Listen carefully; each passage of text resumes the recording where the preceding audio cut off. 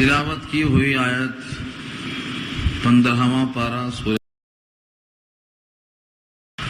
اس سے پہلے سورہ کہف کا 2 رکوع سن چکے ہیں. تذکرہ یہ چل رہا تھا کہ غار میں رہنے والوں کو اللہ نے ایسا تحفظ بخشا ہے کہ سورج جب طلوع ہوتا ہے تو ان کے غار سے داہنی جانب بچتے ہوئے نکل جاتا ہے، جب غروب ہوتا ہے تو بائیں طرف کٹراتے ہوئے چلا جاتا ہے اور وہ ایک وسیع میدان میں ہے اس غار کے اندر. یہ اللہ کی نشانیوں میں سے ایک نشانی ہے.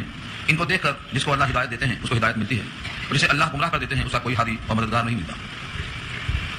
سلسلہ کلام ابھی جاری ہے. مضمون وہی چلتا ہے کہ وہ غار میں ہیں تو، لیکن ایسا دیکھنے والا سمجھتا ہے کہ یہ سو نہیں رہے ہیں بلکہ جگ رہے ہیں. جب اگر کوئی دیکھنا چاہے، جھانکنا چاہے تو ان کی جو حیت ہے کہ ان کی آنکھیں کھلی ہوئی ہیں، دیکھنے والا سمجھے گا کہ تو جگ رہے ہیں حالانکہ وہ سو رہے ہیں اور نیند میں. وَتَحْسَبُهُمْ أَيْقَاظًا، وَتَحْسَبُهُمْ کے معنی آپ ان کو سمجھیں گے اے مخاطب ایقاظ، جگتا ہوا، وَهُمْ رُقُودٌ حالانکہ وہ سو رہے ہیں. رقود کے معنی سونے والا، سو رہے ہیں لیکن دیکھنے والا سمجھتا ہے کہ جگ رہے ہیں. یہ بھی اللہ کی شان ہے کہ وہ سو رہے ہیں لیکن دیکھنے والا ان کو زندہ سمجھے اور جگتا ہوا سمجھے. وَنُقَلِّبُهُمْ ذَاتَ الْيَمِينِ وَذَاتَ الشِّمَالِ، اور ہم ان کو الٹتے پلٹتے ہیں. قلبہ کے معنی الٹنا پلٹنا، ذات الیمین دائیں طرف، وذات الشمال اور بائیں کروٹ. کبھی کبھی وہ نیند ہی میں دائیں کروٹ اور کبھی نیند میں بائیں کروٹ ہو جاتے ہیں، کیونکہ مٹی کی تاثیر ہے کہ وہ کھا جاتی ہے. لوہا، لکڑی، مردہ، دفینہ جو بھی مٹی کے حوالے ہوتا ہے مٹی کھا جاتی ہے. اس کے تصرف سے بچنے کے لیے دائیں طرف کروٹ لینا، بائیں طرف کروٹ لینا تاکہ مٹی ان کو کھانے پر قادر نہ ہو سکے. وَكَلْبُهُمْ بَاسِطٌ ذِرَاعَيْهِ بِالْوَسِيدِ، اور ان کا کتا باسطن پھیلائے ہوئے ہے، ذراعیہ اپنے دونوں ہاتھ، سامنے والے دونوں پیروں کو وہ ایسا بیٹھتا ہے ٹیکا لگا کر کہ جیسے وہ گویا اس کے ہاتھ ہیں اس پر ٹیکا لگائے ہوئے بیٹھا ہے. کتے کی بیٹھک سے منع کیا گیا ہے مردوں کو. بعض لوگ جب کھانا کھاتے ہیں، کھانا کھاتے وقت اگر وہ اکڑو بیٹھتے ہیں تب تو کوئی مسئلہ نہیں، لیکن نماز کی طرح دو زانوں بیٹھ کر دایاں ہاتھ کھانے کے لیے اور بایاں ہاتھ ٹیک لگانے کے واسطے دیتے ہیں بعض لوگ. فرمایا یہ کتے کی بیٹھک ہے، ایسی بیٹھک کھانے میں منع. یہ کتا اپنے سامنے کے دونوں ہاتھ کو کھولے ہوئے ہے. کہاں پر؟ دہلیز پر. بالوسید، وسید کہتے ہیں چوکھٹ. اس غار کے منہ پر اپنے پاؤں کو پھیلائے ہوئے کتا بیٹھا ہوا ہے. اس سے کئی مسائل کا استخراج کیا ہے کہ اگر کتا کسی ضرورت کے تحت پالا جائے، بکریوں کی حفاظت کے لیے، مویشیوں کی دیکھ بھال کے لیے، چوروں سے بچنے کے لیے، تو کتا پالنا جائز ہے. لیکن کسی وجہ کے بغیر وہی شوق میں پالنا یہ ممنوع ہے. اس سے نیکیاں چلی جاتی ہیں. ایک قرات روز گھٹتا ہے اور احد کے پہاڑ کے برابر ایک قرات ہوتا ہے. اتنی نیکیاں کمانا کب، گنوانا کب؟ اس لیے کتے کو پالنا منع ہے. لیکن سوال یہ ہے کہ یہ اہل اللہ نے جو وقت کے مشرکین سے بچ کر ایمان کے بچانے کے لیے غار میں پناہ لیے تھے، ان کے پاس کتا کیوں تھا؟ ہو سکتا ہے ان کے ساتھ مویشی بھی رہے ہوں یا اپنے جان کی حفاظت کے واسطے کتے کو ساتھ رکھتے ہوں. اور سیدھی سادی بات تو یہ ہے کہ شریعت مصطفیٰ میں کتے کو پالنا منع ہے، اور یہ قصہ کئی ہزار سال پہلے کا ہے. اس لیے اس شریعت میں یہ قانون تھا یا نہیں تھا کوئی ضروری نہیں ہے کہ یہاں کتے کو پالنا ممنوع ہے وہاں ممنوع رہا ہو، اس لیے ان پہ کوئی اشکال نہیں ہوتا. لیکن اتنی بات معلوم ہوتی ہے کہ کتا بھی اگر اہل اللہ کے ساتھ رہا تو اللہ تعالیٰ نے اس کا تذکرہ کیا قرآن میں. اگر کتا اچھوں کے ساتھ رہا اور تذکرہ کے لائق بن گیا تو کوئی انسان اگر اچھوں کے ساتھ رہے گا تو کیا اس میں اچھائی صلاحیت نہیں کرے گی؟ اسی لیے اچھوں کی صحبت کا حکم اللہ نے بار بار دیا، کونوا مع الصادقین، سچوں کے ساتھ رہو. تو یہ کتا اصحاب کہف کا ان کے ساتھ رہنے کی وجہ سے قابل تذکرہ ہو گیا. اللہ نے اس کا تذکرہ کیا قرآن میں. وَكَلْبُهُمْ بَاسِطٌ ذِرَاعَيْهِ بِالْوَسِيدِ، اور ان کا کتا پھیلائے ہوئے ہے اپنے دونوں ہاتھ چوکھٹ پر. لَوِ اطَّلَعْتَ عَلَيْهِمْ لَوَلَّيْتَ مِنْهُمْ فِرَارًا، اگر آپ جھانک کر دیکھیں گے ان پر تو بھاگیں گے ان سے پیٹ پلٹا کر. وَلَمُلِيتَ، اور آپ بھر جائیں گے منہم ان کی طرف سے رعبًا مرعوب ہو کر. رے عین بے، رعب اردو میں استعمال ہے. رعب کے معنی آتے ہیں آدمی کا کسی سے مرعوب ہو جانا. ایک حدیث بتایا تھا میں آپ کو، نبی کریم صلی اللہ علیہ وسلم کو اللہ نے دوسرے انبیاء پر 6 چیزوں میں فوقیت دیا. ان میں سے ایک تھا کہ آپ کے چہرے کا روب دشمن پر 2 میل کی دوری سے پڑتا تھا. 2 میل کی مسافت سے دشمن پر آپ کے چہرے کا روب پڑتا تھا، یعنی کہ وہ آپ کے 2 میل کی دوری سے مرعوب ہو کر گھبرا جاتا تھا. تو روب پڑنا، کسی کو متاثر کرنا، کسی کو مرعوب کرنا، یہ اصحاب کہف کو اللہ نے ایسا روب عطا کیا تھا کہ اگر آپ اس غار پر جھانک کر دیکھیں گے تو آپ مرعوب ہو جائیں گے اور خوف زدہ ہو کر پھر پلٹا کر بھاگنا شروع کر دیں گے. ترجمہ لفظ ہے، اس میں مخاطب کون ہے؟ لو اطلعت میں تیز زبر صیغہ واحد مذکر حاضر ہے، اس سے مراد نبی صلی اللہ علیہ وسلم ہے. اگر تو معنی کیا ہوں گے؟ اگر آپ ان پر جھانکیں گے تو ان سے پیٹ پلٹا کر بھاگیں گے اور ان سے مرعوب ہو جائیں گے. مفسرین کہتے ہیں یہاں نبی صلی اللہ علیہ وسلم مخاطب ضرور ہے لیکن سنانا ہے ان کفار قریش کو اور مشرکین مکہ کو جو اصحاب کہف کا واقعہ سوال کر رہے تھے. آپ کے ذریعے سے ان تمام سوال کرنے والوں کو مخاطب بنایا گیا. اور دوسری رائے مفسرین کی یہ ہے کہ اس سے مراد ہر وہ شخص ہے جو اس غار کو جھانک کر دیکھے گا وہ مرعوب ہو جائے گا. حضرت امیر معاویہ رضی اللہ تعالیٰ عنہ کے بارے میں منقول ہے اسی آیت کی تفسیر میں کہ انہوں نے ایک مرتبہ اپنے دور خلافت میں کچھ لوگوں کے ساتھ اس غار میں جھانک کر دیکھنے کا فیصلہ کیا. جو صحابی اس تفسیر سے واقف تھے کہ آپ مرعوب ہو جائیں گے، انہوں نے روکا، انہوں نے مانا نہیں، کہا یہ مرعوب ہونے کا واقعہ نبی صلی اللہ علیہ وسلم کے لیے خاص تھا، اب بعد والوں کے واسطے پتہ نہیں وہ زندہ ہے کہ نہیں ہے. انہوں نے کچھ آدمیوں کو بھیجا، لیکن وہ دونوں آدمی جب وہاں پہنچے تو ایسی گرم ہوا غار کے اندر سے آئی، ایسی طوفانی ہوا آئی کہ وہاں کوئی ٹھہر نہیں سکا اور کچھ بھی دیکھنے پر وہ قادر نہیں ہوئے. اسی آیت میں لکھا ہے مفتی شفیع صاحب نے کہ سب کے سب دیکھنے میں ناکام ہو. اللہ کا جو وعدہ ہوتا ہے ہمارے لیے لگتا ہے کہ کیسے ہوگا، لیکن اللہ تو ایسے قادر ہیں کہ وہاں کیسے کا سوال ہی نہیں ہے، وہاں تو ہر شے پہ قادر ہے۔ ایک منی کے قطرے سے انسان کیسے بنے گا، بنا کے دکھایا۔ مر چکا انسان زندہ کیسے کریں گے، دکھایا۔ کھائے پیے بغیر کیسے رہیں گے، بغیر کھائے 300 برس رکھا۔ سوتا ہوا انسان لگتا ہے کہ جل رہا ہے، کیسے ہوا، اللہ کی شان نے رکھا۔ غار میں سورج کی شعائیں نہیں آئیں گی تو بیمار پڑ جائے گا، شعائیں آئیں گی تو جھلس جائے گا، اللہ نے رکھا۔ زمین و آسمان اللہ کی ملکیت ہے، وہ ہر شے پہ قادر ہے۔ اللہ تعالیٰ نے اپنی قدرت کا اظہار فرمایا، اگر آپ ان پر جھانک کر دیکھیں تو پیٹ پلٹا کر ان سے بھاگیں گے اور آپ ہٹ جائیں گے اس سے مرعوب ہو کر، یعنی دہشت سما جائے گی، خوف سما جائے گا۔ یہ اللہ تعالیٰ کی قدرت کا اظہار ہے۔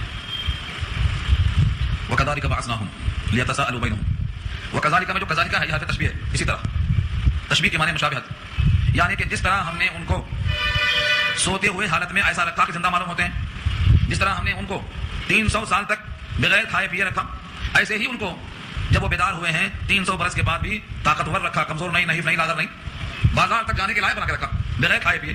تو یہ کذالک سے اشارہ اسی کی طرف، جس طرح ہم نے یہ قدرت دیا کہ وہ 300 برس تک سو رہے ہیں، سوتے ہوئے جگ رہے ہیں، ایسے ہی ہم نے ان کو ایسا رکھا ہے کہ 300 برس تک کھائے پیے بغیر طاقتور ہیں، کوئی لاغر اور نہیں رہے ہیں۔ اپنے پاس 2 وقت کھانا نہیں ملا تو کمزور ہو جائیں گے۔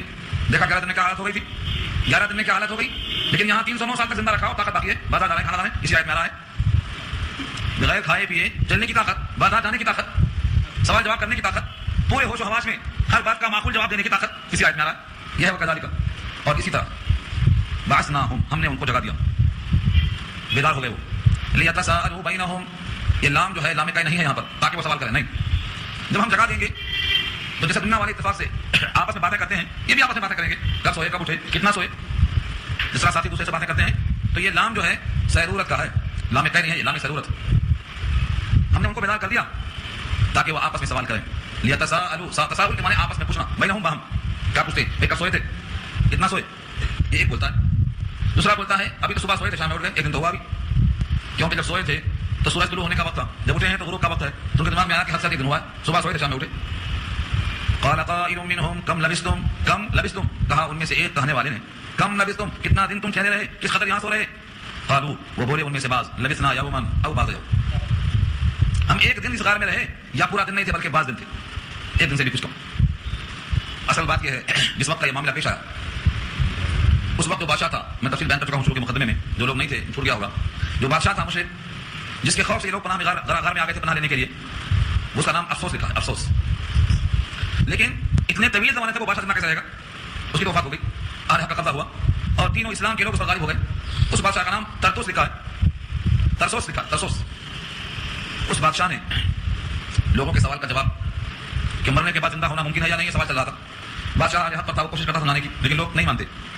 اسی وقت میں یہ واقعہ پیش آیا کہ بادشاہ نے اللہ سے دعا کی کہ مرنے کے بعد زندہ ہونے کی تدبیر کچھ ایسی ہو جائے کہ لوگوں کو یقین آ جائے۔ بادشاہ نے شاہی لباس اتار کر ٹاٹ پہن لیا، راہ کے ڈھیر پر بیٹھ گیا، عاجزی کیا، اللہ سے رویا، تڑپڑایا۔ اسی موقع پر یہ واقعہ پیش آیا، میں آ رہا ہے کہ اللہ نے ظاہر کر دیا کہ 309 سال تک سونے والے یہ محسوس کرتے ہیں کہ ہم ایک دن سوئے۔ بس یہی حال ہے کہ محشر کے میدان میں سب لوگ یہ کہیں گے کہ دنیا میں ہم ایک دن تھے یا بعض دن تھے۔ سورہ نازعات میں اللہ نے اسی کا تذکرہ کیا ہے، کأنہم یوم یرونہا لم یلبثوا الا عشیۃ وضحاہا، جب اٹھائے جائیں گے قیامت میں تو سب کے سب کہیں گے دنیا میں ہم ایک صبح تھے یا ایک شام تھے، حالانکہ دنیا میں 100 برس تھے، ایک دن۔ ویسے یہاں بھی یہ لوگ اتنے طویل زمانے تک رہے، اس کے باوجود کہتے ہیں کہ ہم ایک دن رہے یا ایک دن کا بعض حصہ رہے۔ اللہ اس پر قادر ہے، جو چیز عقل میں آئے اس پر بھی قادر ہیں، جو عقل میں نہ آئے اس پر بھی قادر ہیں، اسی کا نام ایمان بالغیب۔ لبثنا یوما او بعض یوم قالوا ربکم اعلم بما لبثتم، ان میں سے کچھ لوگوں نے کہا تمہارا رب زیادہ جانتا ہے کہ تم کتنا دیر ٹھہرے رہے۔ صحیح تو یہ ہے کہ رب جانتا ہے تم کتنے دن رہے، کوئی ایک دن کہتا ہے، کوئی ہاف ڈے کہتا ہے، لیکن صحیح بات یہ ہے کہ تمہارا قیام کتنا ہوا تمہارا رب بھی بہتر جانتا ہے، اس میں بحث کرنے سے کوئی فائدہ نہیں، کتنا دن رہے سے کوئی بحث نہیں۔ اب کیا کرو، فبعثوا احدکم بورقکم هذه الى المدینة فلینظر ایها ازکى طعاما فلیأتکم برزق منه ولیتلطف ولا یشعرن بکم احدا۔ اب بھیجو تم میں سے ایک کو اس سکے کے ساتھ، فبعثوا بھیجو، احدکم تم میں سے کسی ایک کو بھیجو، بورقکم هذه اس روپے کے ساتھ، 309 سال کا پرانا سکہ لے کر بازار جا رہے ہیں، وہاں افسوس کا زمانہ ختم ہوا، ترسوس کا زمانہ آ گیا، مشرکین کا دور ختم ہوا، توحید کا زمانہ آ گیا، یہ بازار میں سکہ لے کر جا رہا ہے۔ اللہ تعالیٰ کیسے ظاہر کرتے، بھیجو تم یہ سکہ لے کر، حاضی اس سکے کو لے جا کر کہاں جاؤ، الی المدینہ شہر کی طرف۔ اس کا مطلب یہ ہوا کہ یہ غار کسی شہر سے قریب ہے اور وہاں تک پیدل جانا ممکن ہے۔ اس سکے کو لے کر جس شہر میں جا سکتے ہیں وہ پیدل، وہ غار وہ شہر دونوں میں قربت ہے، ایسا ممکن نہیں ہے کہ وہاں شہر نہ ہو، تو اب معلوم یہ ہوگا کہ کم سے کم وہ غار کسی شہر سے قریب ہے جہاں سے پیدل جانا ممکن ہے۔ اور یہ کہا یہ اللہ والے غار میں چھپے ہیں، پیسہ کہاں سے آیا، معلوم یہ ہوا اللہ والوں کا پیسہ جیب میں رکھنا بقدر ضرورت یہ توکل کے خلاف نہیں ہے، یہ زہد تقویٰ کے خلاف نہیں ہے، اپنی حاجات کی تکمیل کے لیے کچھ نہ کچھ سرمایہ رکھنا یہ اہل اللہ کی سنت ہے۔ سوال سے بچنا، مانگنے کی ذلت سے بچنا، یہ اہل اللہ کی سنت ہے۔ اسی واسطے حاجیوں کے واسطے کہا ہے کہ خیر الزاد التقویٰ، بہترین توشہ کیا ہے؟ تقویٰ ہے، سوال سے بچنا ہے، ساتھ میں کچھ رکھ لینا چاہیے۔ اسی واسطے جب اسماعیل کو ہاجرہ کے ساتھ ابراہیم نے چھوڑا تو کھجوریں اور پانی دیا تھا، ابھی اور بات ہے کہ وہ ختم ہو گیا، لیکن دیا تھا کچھ دن کے لیے، 1 دن 2 دن 4 دن تو بھی چلا۔ نبی کریم سے زیادہ کون ہوگا اہل اللہ میں سے متقی جو غار حرا میں ستو لے کر جاتے تھے؟ یہ ستو لے کر جانا بھی توکل کے خلاف نہیں ہے، تو اپنے جینے کے لیے کچھ سرمایہ ساتھ رکھنا یہ اہل اللہ ہونے کے خلاف نہیں ہے۔ اگر اللہ والا ہے تو پیسہ کیوں؟ فرمایا اگر دارت برائے اوس دارت، اگر رکھتا ہے تو اسی کی خاطر رکھتا ہے کہ اس کا حکم بجا رہا ہے، اس کو اللہ نے خیر کہا ہے۔ ایمان لے کر شہر جاؤ اور دیکھو کھانا دیکھ کر لانا، فلینظر چاہیے کہ وہ غور کرے، تحقیق کرے، ایھا ازکا طعام، کون سا کھانا زیادہ حلال ہے۔ ازکا کے معنی صاف ستھرا، صاف ستھرا کھانا دیکھ کر لائے، کیونکہ اس زمانے میں بتوں کے نام پر ذبح ہوتا تھا، وہ ذبیحہ حلال نہیں ہے، جو اللہ کے نام پہ ذبح ہو وہ دیکھ کے لانا ہے۔ اس کا مطلب یہ ہے کہ جہاں کھانا ایسا ہو کہ جہاں غیر لوگ زیادہ کھاتے ہوں یا کھانے کے اندر جو حرام اشیاء ہیں زیادہ بکتی ہوں، وہاں تحقیق کے بغیر کھانے سے گریز کرنا چاہیے۔ فلینظر ایھا ازکا طعام، چاہیے کہ وہ غور و فکر کرے، سوچے کہ کون سا کھانا زیادہ حلال اور طیب ہے، فلیاتکم برزق منہ، اس میں سے کچھ کھانا ساتھ لے کر آئے، اور اس بات کا خیال کرے کہ جو خاموشی کے ساتھ جائے، خاموشی کے ساتھ آئے، ولیتلطف، چاہیے کہ تلطف اور نرمی اور تدبیر میں بڑی ہی خوشفہمی کے ساتھ جائے، یعنی کسی کو ظاہر نہ ہونے دے، ولیتلطف، اور بڑی نرمی کے ساتھ، خوش تدبیری کے ساتھ کام کرے۔ اور کیا کہا؟ ولا یشعرن بکم احدا، اور کسی کو باخبر نہ کر دے تمہارے حالات پر، کسی کو پتہ نہ چلنے پائے۔ یہ سب کیوں کر رہے ہیں؟ کیونکہ اس وقت بادشاہ نے دھمکی دی تھی کہ اگر یہ اپنی حرکت سے باز نہ آئے اور اپنے آبائی دین میں واپس نہ آئے تو ان کو سنسار کر دیا جائے گا۔ چنانچہ آگے وہی الفاظ ہیں، انہم ان یظہروا علیکم، بے شک شان یہ ہے کہ اگر وہ تم پر غالب آ گئے، تمہاری خبر مل گئی بادشاہ کو، بادشاہ کے نشینوں کو اور شہر والوں کو، اگر تم پر غلبہ پر مل گیا، یرجموکم، تو تم کو کیا کریں گے؟ رجم، رجم کہتے ہیں پتھروں سے مار مار کے ختم کر دینا۔ چونکہ یہ لوگ پورے معاشرے کے لحاظ سے دین سے ہٹے ہوئے تھے، ان کی غلطی ایسی تھی کہ لوگ اس کی طرف بیزار تھے، تو سب لوگ اپنا غصہ نکالنے کے لیے پتھروں سے مار مار کے ختم کر دیں، یعنی سب لوگوں کو غصے کے اظہار کا موقع دیا جائے۔ شاید اسی لیے شادی شدہ مرد عورت کو اسلام میں سنگسار کا حکم دیا گیا ہے کہ یہ معاشرے کے لیے بدنمادان ہے، تو ان کو سب لوگ پتھروں سے مار کے اپنے غضب کا اظہار کریں، غصہ ٹھنڈا کریں۔ تو ان کو ڈر یہ تھا اگر لوگوں کو معلوم ہو جائے گا اور تم پر ان کا حال کھل جائے گا، یرجموکم، تو تم کو رجم کر دیں گے، مار ڈالیں گے پتھروں سے، او یعیدکم فی ملتہم، یا اپنے مذہب میں تم کو واپس لے لیں گے جبرن، تم سے شرک کام کروائیں گے، بت پرستی کروائیں گے، اور بعد دینا خستہ، تم کو پھر سے اپنا پرانا طریقہ کرنا پڑے گا۔ اگر ایسا ہوا تو کہ تم پھر سے شرک میں چلے گئے، ولن تفلحوا اذا ابدا، تو ہرگز تم اس وقت فلاح نہیں پاؤ گے کبھی بھی۔ ایک بار دوبارہ شرک میں چلے گئے تو اب شرک سے بچ کر توحید کی طرف نہیں آ سکو گے، اور جو مشرک ہو کر مرے گا وہ کبھی کامیاب نہیں ہوگا، ولن تفلحوا اذا ابدا۔ یہ واقعہ پیش آیا، یہاں سے یہ شخص اس پورے احکامات کی پابندی کے ساتھ سکہ لے کر بازار میں گیا، کھانا لے لیا، اور کھانا لینے کی جگہ تک جانا 300 برس کھائے بغیر، یہ اللہ کی قدرت۔ کھانا لینے کے بعد اس نے سکہ دیا، سکہ پر دیکھتا ہے کہ اس زمانے کا سکہ ہے، کہ یہ تو آج کا آدمی نہیں ہے، آدمی تو آج کا لگ رہا ہے لیکن سکہ 300 برس کا لگ رہا ہے، تو یہ آدمی کو کہیں ڈھیر و مال مل گیا ہے، خزانہ اور تفریح مل گیا ہے، یا کسی کے پاس تھا اس نے چرا لیا ہے۔ اب اس کی پکڑ ہوئی، تفتیش ہوئی کہ تیرا خزانہ کہاں سے ملا، تو نے کسی کا خزانہ چرا لیا ہے، تیرے پاس سکہ کہاں سے آیا؟ اس نے کہا مجھے خزانہ ملا ہے، میں نے چرایا ہے، یہ میرا سکہ ہے، میرے پاس رکھا ہوا تھا۔ تو اتنا قدیم آدمی کیسے ہو سکتا ہے؟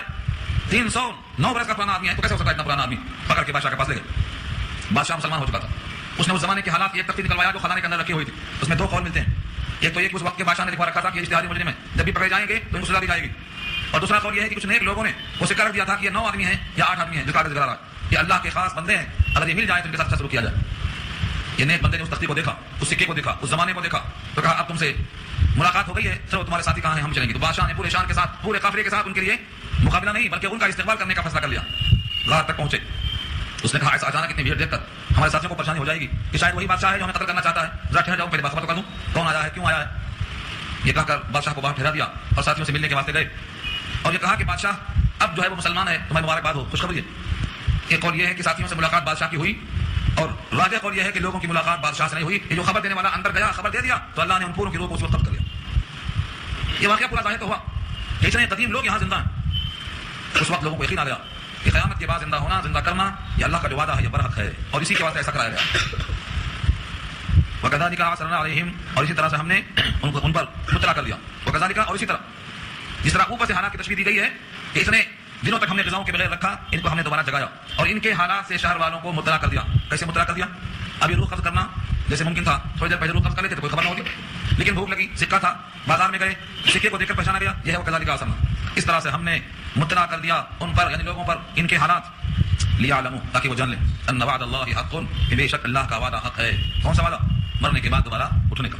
وَأَنَّ السَّاعَةَ لَا رَيْبَ فِيهَا، اور بے شک قیامت، اس میں کوئی شک نہیں ہے، قیامت میں کوئی شک نہیں ہے، قیامت نام ہے دوبارہ اٹھنے کا، یہاں دکھا دیا اللہ نے، اب سب کو یقین ہو گیا۔ اب یہاں یقین تو ہو گیا، لیکن جتنے لوگ تھے بادشاہ کے ساتھ ان سب نے کہا کہ اب ان لوگوں کا اکرام کیسے کیا جائے، بعد والوں کے لیے کوئی نمونہ، کوئی عمارت، کوئی یادگار، کوئی ایسی چیز جس سے لوگ ان کو پہچان سکیں۔ اذ جب یتنازعون بینہم امرہم، لوگ جھگڑنا شروع کر رہے تھے ان کے بارے میں، اپنے معاملے میں، کوئی کہتا تعمیر کر دیں گے، بہت بہترین تعمیر، کوئی بولتا ایک بہترین مینار بنا دیں گے، ہر ایک اپنی اپنی رائے دیتا، کوئی کہتا ان کے مجسمے کو ڈال دیں گے۔ ان کے نام ہی بتائے ہیں، نام عجیب و غریب ہیں۔ ایک کا نام تو تملیخہ ہے، تملیخہ یہ نام ایسا ہے کہ ہم اس کو ادا نہیں کر سکتے، یہ پورے کے پورے نام ایسے ہی۔ اگر ناموں کی خواہش ہے تو دیکھ لو معرفت القرآن، ناموں کی لسٹ موجود ہو۔ یہ سب کے سب بحث کر رہے ہیں۔ انہوں نے کہا، جن کا غلبہ تھا، فقالوا ابنوا علیہم بنیانا، انہوں نے کہا کہ بنا دو ان پر ایک عمارت بنا دو، ان کی یادگار ہوگی، جو بھی یہاں آئے گا وہ یادگار پر دیکھ کر ان کی تختیاں پڑھ لے گا۔ ربهم اعلم بهم، ان کا رب زیادہ خوب جانتا ہے ان کے بارے میں۔ یہ جملہ بریکٹ میں کیوں آ رہا ہے؟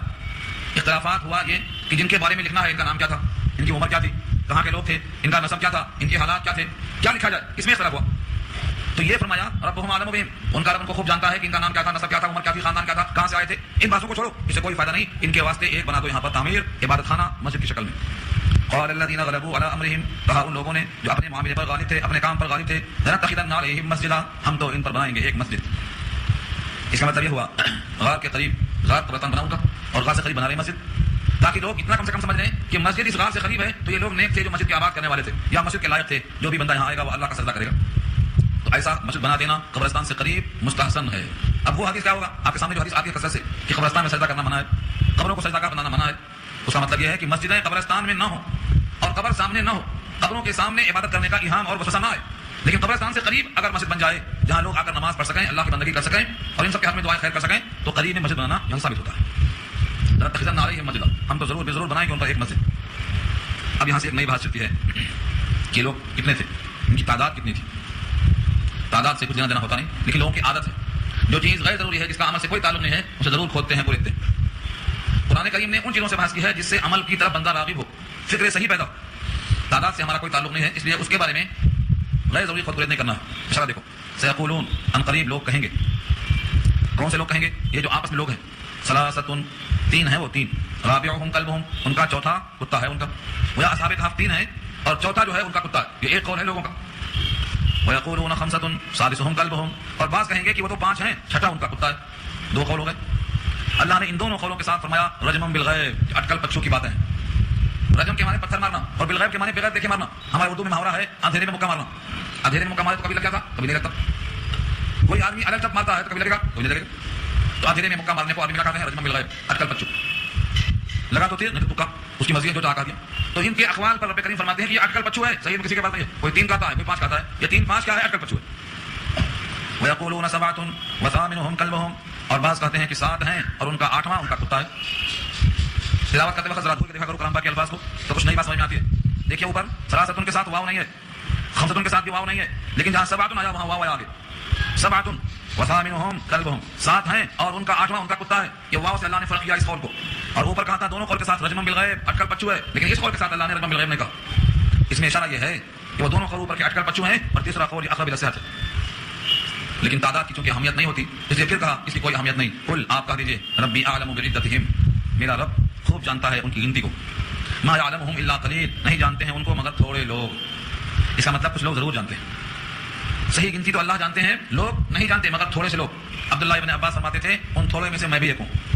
عبداللہ ابن عباس فرماتے تھے اس جملے پر کہ انا من القلیل، وہ جو تھوڑے لوگ ہیں جو جانتے ہیں ان میں سے ایک میں بھی ہوں۔ اور میرا خیال یہ ہے کہ آخری قول جس میں اللہ نے واو کہہ کر الگ فرق کیا ہے اور جس کے ساتھ رجمم بالغیب کا رد نہیں کیا ہے، بس یہی قول زیادہ صحیح ہے، لیکن تعداد کی اہمیت زیادہ نہیں ہے، اسی لیے اس پر زور دینے کی حاجت نہیں۔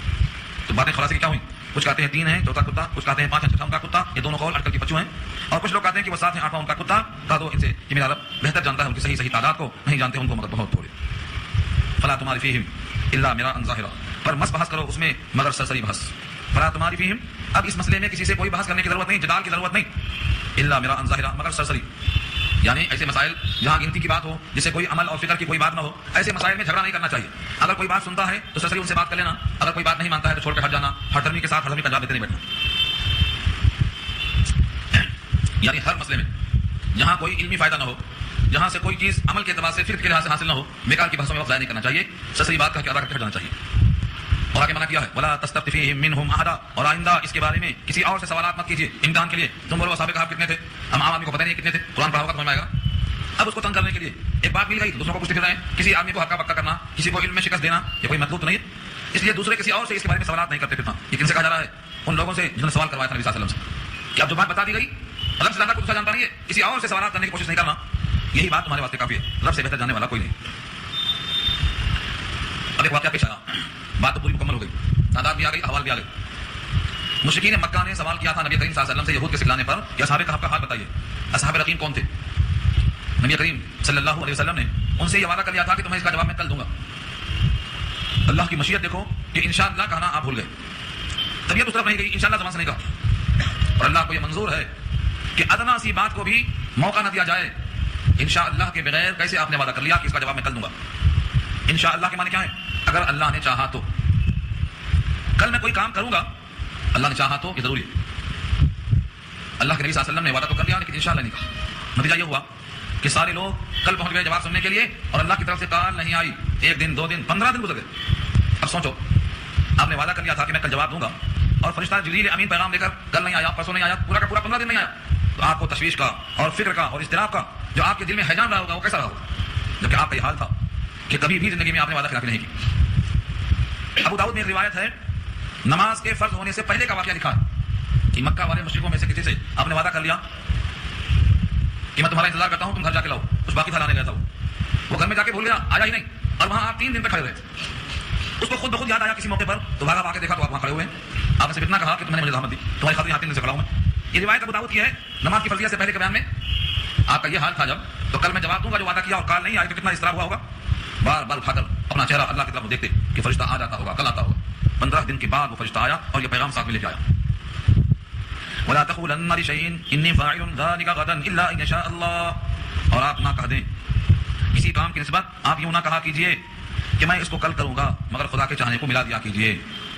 وَلَا تَقُولَنَّ, اور آپ نہ کہیں لِشَيْءٍ کسی شے کے لیے, إِنِّي فَاعِلٌ میں کروں گا, ذَلِكَ اس کو غدًا کل, إِلَّا مگر یہ کہ إِن يَشَاءَ اللَّهُ یہ کہ چاہے اللہ, یعنی اللہ چاہے تو میں ایسا کل کروں گا. انشاءاللہ کے بغیر کوئی کام نہ کہا جائے. یہ تو یہ پیغام یہاں ہے. سورہ مریم پارہ 16 میں ایک مزید وضاحت آئی ہے. جبریل سے شکوہ کیا حضور صلی اللہ علیہ وسلم نے, جبریل تمہارا ہم انتظار کرتے ہیں, تم ناغے ناغے سے کیوں آتے ہو, تمہارا ہم انتظار کرتے ہیں.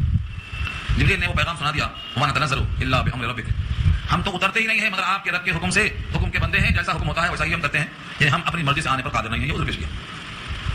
یہاں یہ معلوم ہوا کہ الا ان شاء اللہ کہنا ضروری ہے آئندہ کے لیے کسی کام کے لیے. کتنا ضروری ہے یہ بحث ہم پہ کر چکے ہیں کئی مقام پر.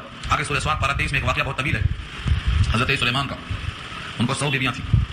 انہوں نے کہا یہ 100 بیویوں سے میرے ایک ایک لڑکا پیدا ہوا تو 100 لڑکے ہوتے, 100 کے 100 مجاہد بنیں گے, گھوڑ سوار ہوں گے, قتال کریں گے. انشاءاللہ نہیں آیا دماغ میں. نتیجہ یہ ہوا کہ 100 بیویوں میں سے کسی بیوی سے ایک بچہ پیدا نہیں ہوا. ایک عورت سے ایک بچہ پیدا ہوا تو ادھورا, یہ مکمل وہ بھی نہیں, آدھا. اور اس آدھے بچے کی تخلیق کو اٹھا کر جب کرسی پر رکھا گیا, سورہ سواد پارہ 23, والقینا علی کرسیہ جسدن, جسدن کے معنی دھڑ, زندہ لاش, کیونکہ ادھوری ہے, وہ مکمل نہیں ہے. حضرت سلیمان نے جب یہ حالت دیکھی فوراً سجدے میں گر گئے. ثم انام کے معنی متوجہ ہو گئے کہ میں بادشاہ ہوں ساری دنیا کا, لیکن اپنی بیوی سے بچہ پیدا کرنے پر قادر نہیں ہوں آپ کی مشیت کے بغیر. حضور پاک کا ارشاد ہے اس آیت کے ذیل میں, امام بخاری نقل کرتے ہیں کتاب التفسیر میں, اسی آیت کی تفسیر میں, اگر وہ انشاءاللہ کہہ لیتے تو 100 کے 100 عورتوں سے لڑکا پیدا ہوتا, مجاہد پیدا ہوتا, گھوڑ سوار پیدا ہوتا. صرف انشاءاللہ نہ کہنے سے یہ موقف آ گیا. اس سے معلوم ہوا کل کے لیے کوئی وعدہ بغیر انشاءاللہ کے نہ کرنا چاہیے. ولا تقولن لشيء اني فاعل ذلك غدا الا ان شاء الله, اور آپ نہ کہا کیجیے کسی کام کی نسبت کہ میں اس کو کل کرنے والا ہوں مگر یہ کہ اللہ چاہے, یعنی انشاءاللہ کہہ لینا. یہ تو اللہ کا حکم ہوا. ہمارے ماحول میں کیا ہے, جب کوئی انشاءاللہ کہتا ہے تو بولا اب تعالیٰ, انشاءاللہ تعالیٰ کے بجائے تعالیٰ بولتا ہے. اب تو کل گیا, کل پھر پھر بولیں گے انشاءاللہ. انشاءاللہ کہتے ہیں نہیں دینے کے موقع پر, کہتے ہیں ارادے کے بغیر انشاءاللہ کہنا یہ دل کی خیانت ہے, یاد رکھ لو. دل میں ارادہ ہے تو انشاءاللہ کہنا چاہیے, ورنہ صاف صاف بتا دینا چاہیے. اور حدیث میں آتا ہے جو بندہ ادا کرنے کی نیت کرتا ہے اللہ ادائیگی کے راستے آسان کر دیتے ہیں, اور جو ٹرکھانا چاہتا ہے تو اللہ اس کے واسطے راستہ بند کر دیتے ہیں. تو ہمیشہ صحیح فکر کرو, صحیح راستہ اپناؤ. وذکر ربک اذا نسیت, یہ علاج ہے نسیان کا علاج. وذکر ربک, اور یاد کرو اپنے رب کو جب تم بھول جاؤ. کھانا کھانے بیٹھے, کھانا اتنا مزے کا آ گیا کہ بسم اللہ کرنا بھول گئے, اب شروع کر دیے. ارے کسی نے یاد دلایا کھانے میں بسم اللہ پڑھنا چاہیے, تو اب کیا کرے؟ فرماتے ہیں رب کریم کہ اب تو اپنے رب کو یاد کر لو. وذکر ربک اذا نسیت, جب بھول جاؤ یاد آئے جب تو یاد کر لو اللہ کو. کیا کہنا چاہیے؟ بسم اللہ اولہ و آخرہ, اول بھی اللہ کا, آخر بھی اللہ کا. ایک حدیث میں ایک واقعہ لکھا ہے, نبی کریم صلی اللہ علیہ وسلم نے کھانے کے درمیان بے ساختہ ایک دم ہنسی آ گئی, ہنس پڑے. ساتھیوں نے کہا یہ بے وقت ہنسی سمجھ میں نہیں آئی, فرمایا کہ شیطان طے کرتے ہوئے جا رہا تھا، یہ مجھے نظر آیا تو مجھے ہنسی آئی، اور اس کے طے کرنے کی وجہ یہ ہے کہ کوئی کھانے میں بھول گیا تھا بسم اللہ پڑھنا، شیطان بھی کھانے میں شریک ہو گیا، یاد آ گیا، اس نے پڑھ دیا بسم اللہ واللہ آخر، تو اس کو طے کرنا پڑا پورا کھانا، وہ دیکھ کے مجھے ہنسی آ گئی۔ مشکات کتاب العتیمہ میں دیکھو اس کو، دائیں ہاتھ سے کھانے کے بعد میں، تو اگر بھول جاؤ تو بعد میں پڑھ لو، اور یہ حکم صرف نماز ہی صرف کھانے ہی میں نہیں ہے، بلکہ ہر جگہ جہاں بھی آپ بھول جائیں وہاں پر آپ کو بسم اللہ کرنا چاہیے، یاد ہونا ضروری ہے۔ وذکر ربک، اور یاد کرو اپنے رب کو، اذا نسیت، جب آپ بھول جائیں، وقل، اور آپ کہیے، عسى ان يهديني ربي لاقرب من هذا رشدا، ان قریب مجھے امید ہے کہ میرا رب مجھ کو ہدایت کرے گا، لاقرب من هذا رشدا، یعنی اس سے بھی زیادہ قریب ترین بات رشد و ہدایت کی مجھے اللہ بتائیں گے۔ یہ جو بات ہم نے بتائی ہے کفار قریش کو کہ یہ لوگ غار میں اتنے دن تک رہے، اس واقعے سے ان کو نبوت پر دلیل مل گئی، اب بھی اگر وہ ایمان نہیں لاتے ہیں تو ہو سکتا ہے میرا رب مجھے اس سے بھی زیادہ کوئی ایسی بات بتائے جو نبوت پر دلیل ہو اور تم کو ایمان کی توفیق ہو۔ اور فرمایا وَلَبِثُوا فِي كَهْفِهِمْ، اور وہ رہے اپنے غار میں، وہ لوگ غار میں رہے، کتنا رہے؟ 300 سنین، 300 برس، وازدادوا 9، اور 9 برس اوپر اور رہے، وازدادوا 9، اور زیادہ کیا انہوں نے رہنے میں، کتنا؟ 9 معنی 9۔ مفسرین ہر زاویے سے سمجھتے ہیں کہ اللہ تعالیٰ نے اس انداز کو کیوں اختیار فرمایا، پہلے کہا کہ وہ لوگ غار میں رہے 300 برس، پھر کہا اور زیادہ رہے وہ لوگ 9 برس، اس کو ملا کر اگر کہا جاتا کہ 309 برس ہے تو کیا حرج تھا؟ اصل میں 2 تقسیم ہے، دونوں کو ظاہر کرنا مسئلہ۔ اہل عرب اس سے پہلے جب کا یہ واقعہ چلا جا رہا تھا، نبی کریم صلی اللہ علیہ وسلم سے تو چاند کا مہینہ شروع ہوتا ہے جس کو ہم بولتے ہیں ہجری، آپ کے ہجرت کرنے سے قمری سال شروع ہوتا ہے، اس سے پہلے کیا چلتا تھا عیسوی، جس کو ہم شمسی کہتے ہیں۔ شمسی دنوں کے اعتبار سے سال 365 دن کا ہوتا ہے، اور قمری لحاظ سے ہر سال 15 دن کم ہوتے ہیں، چاند کے اعتبار سے ہر سال 15 دن کم ہوتا۔ تو پہلے جملے میں جو کہا گیا ہے کہ وہ لوگ اپنے غار میں 300 برس رہے، 300 برس رہے، یہ شمسی لحاظ سے 300 برس مکمل ہے، ہر سال 15 دن کم کرنے کے اعتبار سے 100 برس میں 100 برس کے حساب سے دیتے جائیں تو 3 سال کا فرق پڑے گا، اس طرح سے 300 سال میں 9 سال کا فرق پڑے گا۔ یہ جو 9 سال کا اضافہ ہے یہ قمری اعتبار سے، تو اگر کوئی شمسی لحاظ سے جانتا ہے تو 300 برس ہے، اور قمری سے جوڑنا چاہتا ہے تو 309 برس ہے۔ اللہ تعالیٰ نے ان کے غار میں رہنے کی مدت کو 309 برس قرار دیا۔ اب یہاں تو تفسیریں ہیں، مفسرین کہتے ہیں جیسے اوپر کے اقوال تھے، کوئی کہتا ہے کہ 1 دن رہے، کوئی کہتا ہے آدھا دن رہے، کوئی کہتا ہے 300 برس رہے، یہ بھی لوگوں کے اقوال ہیں، کیونکہ آگے جو لفظ ہے قل اللہ اعلم بما لبثوا، کہہ دو کہ اللہ بہتر جانتے ہیں کہ وہ کتنا دن رہے، اللہ بہتر جانتے ہیں کتنا دن رہے، اس کا مطلب یہ ہوا کہ اللہ نے ابھی ظاہر نہیں کیا ہے، یہ اوپر جتنے اقوال ہیں سب کے سب لوگوں کے اقوال ہیں، لیکن دوسرا قول مفسرین کا جمہور کا قول یہ ہے کہ نہیں، اوپر کے اقوال تو انسانوں کے تھے، یہاں اللہ نے واضح کر دیا ہے کہ 300 برس تھے، اور اس کی وضاحت کر دیا ہے کہ زیادہ بہتر چونکہ اللہ ہی جانتے ہیں کہ کتنا دن وہ رہے، لہٰذا اوپر کے اقوال کل عدم، اور جو اللہ نے واضح کیا ہے 309 برس ہی پکا، تو یہ وضاحت آ گئی ہے اللہ کی طرف سے کہ اللہ ہی بہتر جانتے ہیں کہ وہ کتنے مدت رہے، اور اللہ نے خبر دے دیا کہ 309 برس رہے، لہٰذا اوپر کے اقوال کل عدم ہو گئے۔ قل اللہ اعلم بما لبثوا، کہہ دو اللہ خوب جانتے ہیں، بہتر جانتے ہیں کہ وہ کتنی مدت رہے۔ لہ غیب السماوات والارض، اسی کے لیے آسمان اور زمین کا غیب ہے، یہ زمین میں جو چیز غائب ہے حواس خمسہ سے، یا جو آسمانوں میں چیزیں غائب ہیں، سب کا علم اللہ کے پاس ہے۔ کتنا آسان ہے جملہ، اللہ کے پاس غیب کا علم ہے، آسمانوں کا بھی زمین کا بھی، جملہ بہت مختصر ہے لیکن سوچ کر دیکھو، جو چیز زمین اور آسمان میں کہیں بھی ہے، نہ وہاں پر انسان کی قوت مدرکہ پہنچ سکتی ہے کہ دیکھ لے، سن لے، چکھ لے، چھو لے، مگر وہ سب اللہ کے علم میں ہے، کیونکہ اللہ کا گھر ہے۔ آپ کے گھر میں آپ کی چلتی کہ نہیں چلتی مجھے نہیں معلوم، بہت سے لوگ ہیں جو گھر میں نہیں چلتی تو باہر چلانا چاہتے، لیکن اللہ کا گھر کہاں ہے؟ زمین و آسمان میں اللہ کا گھر ہے، اور اللہ کے گھر میں اللہ کی قدرت کے باوجود کس کی چل سکتی ہے؟ کوئی دوسرا پر نہیں مار سکتا۔ اللہ تعالیٰ نے اپنی قدرت کا، اپنی مشیت کا، اپنے ارادے کا اظہار فرمایا ہے کہ زمین و آسمان کا غیب ان کے علم میں ہے، یعنی جو کچھ ہوتا ہے ان کی مرضی کے بغیر نہیں ہوتا۔ اب صرف یہی واسمہ، اب صرف یہی واسمہ یا افعال تعجب میں سے ہیں، کیا خوب دیکھتے ہیں وہ، کیا خوب سنتے ہیں وہ۔ کبھی غور کیا آپ نے؟ ہم تو کان کے بغیر نہیں سنتے، اللہ کو کان کی ضرورت نہیں ہے، ہم آنکھ کے بغیر نہیں دیکھتے، اللہ کو آنکھ کی ضرورت نہیں ہے، وہ سمیع اور بصیر کیسے ہیں؟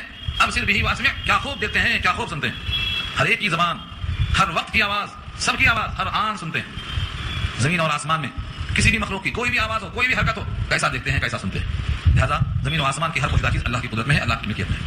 یہ ایک اللہ کی صفت کو اگر بندہ اپنا لے یقین کے ساتھ کہ کس قدر اللہ دیکھتے ہیں اور کس قدر اللہ سنتے ہیں، ہمارے دل میں جو بات ابھی نہیں آئی، اس کا نام وسوسہ ہے، وسوسہ کہتے ہیں جو بات آ گئی، لیکن وہ بات جو ابھی دل میں وسوسہ کے طور پر بھی نہیں آئی، وہ بھی اللہ کے علم میں پہلے سے موجود ہے۔ اس بندے کے دل میں کیا خیال آ سکتا، کیا خیال آنے والا، بندوں کو اپنے اللہ کی اس صفت سے اگر واقفیت ہو جائے تو بندے گناہ چھوڑ دیں گے۔ تنہائیوں میں جہاں سمجھتے ہیں کہ ہمیں کوئی نہیں دیکھتا ہے، وہاں بھی اللہ کے ساتھ ہونے کا خیال پیدا ہو۔ یہ کس قدر یاد رکھنے کا جملہ ہے، اب صرف یہی واسمع، کس قدر وہ دیکھتا ہے، کس قدر وہ سنتا ہے، کیسا کچھ دیکھنے والا ہے، کیسا کچھ سننے والا ہے۔ ما لہم من دونہ من ولی، نہیں ہے ان کے لیے اللہ کے مقابل میں کوئی مددگار، اللہ کے سوا ان کا کوئی مددگار نہیں ہے۔ یعنی جتنے لوگ اللہ کی ذات پر ایمان لاتے ہیں ان تمام کو اس بات کا احساس ہونا چاہیے کہ اللہ کے علاوہ کوئی مددگار اور کوئی نصرت کرنے والا نہیں ہے، ہر موقع پر اللہ کی ولایت اور اللہ کی طرف توجہ ہونا چاہیے۔ ولا یشرک فی حکمہ احدا، اور وہ شریک نہیں کرتا اپنے حکم میں کسی کو۔ سورج نکالنے کے لیے کسی کو اللہ کے ساتھ شریک کرنا نہیں، اللہ کے حکم سے سورج نکلتا ہے۔ چاند کا نکلنا اور ڈوبنا، تاروں کا نکلنا اور ڈوبنا، بارش کا نکلنا اور ختم ہونا، دھوپ کا آنا اور جانا، اللہ کے جتنے بھی احکامات ہیں کسی حکم میں اللہ کسی کو شریک نہیں کرتے، نہیں شریک کرتے. ولا یشرکون بحکمہ احدا، اپنے حکم میں کسی کو شریک نہیں کرتے. اب بتائیے جو ذات اپنے حکم میں کسی کو شریک نہ کرے، بندے اس کی ذات میں دوسروں کی ذات کو شریک کر دیتے. اللہ بھی ہر جگہ حاضر ہے اور فلاں صاحب بھی ہر جگہ حاضر ہے، تو حاضر ہونے میں اللہ کی ذات کے ساتھ دوسرے کی ذات کو شریک کرنا لازم آیا. اللہ کے حکم میں اللہ کسی کو شریک نہیں کرتے، یعنی ان کے حکم کے برابر کسی کا حکم نہیں. اس کا نام ہے شرک فی الحکم. کیا کہنا تھا یہ؟ شرک فی الحکم کہنا تھا. اللہ کے حکم کے برابر کسی کا حکم نہیں ہے. اللہ تعالیٰ کسی کو اپنے حکم میں شریک نہیں کرتے. اب یہاں سے ہر بندے کو ایک خاص حکم دیا گیا. وَاتْلُو مَا أُوحِيَ إِلَيْكَ مِن کِتَابِ رَبِّكَ، تلاوت کیجیے جو وحی کی گئی ہے آپ کی طرف، آپ کے رب کی طرف سے، یعنی کتاب، اس کی تلاوت کیجیے. یہ اللہ نے کیوں حکم دیا؟ جو کتاب بطور وحی کے اللہ کے پاس سے آئی ہے اس کو پڑھیے، تلاوت کیجیے. اس کا منشا کیا ہے کہ بندے کے لیے ہر بھلائی اور راستے کا تعین اس کتاب میں پہلے سے موجود ہے. جو بندہ اس کتاب کو پڑھے گا اس کتاب کے ذریعے سے رہنمائی کو پائے گا. اور کتاب ایسی ہے کہ قیامت آ جائے گی لیکن کوئی اس کتاب میں تبدیلی کرنے والا پیدا نہیں ہوگا. لا مبدل لکلماتہ، اس کے کلمات کو بدلنے والا کوئی نہیں. یعنی یہ ایسی کتاب ہے جو شک سے بالا تر ہے. اللہ نے بھیجا ہے، اللہ کی بات میں شک کیسے؟ لانے والا جبریل ہے، لا یاتیہ الباطل من بین یدیہ ولا من خلفہ، نہ آگے سے کوئی آ سکتا باطل نہ پیچھے سے. قوت والا اتارا ہے قلب مصطفیٰ پر جو زبان صادق الامین ہے، جہاں کس کا احتمال ہی نہیں ہے.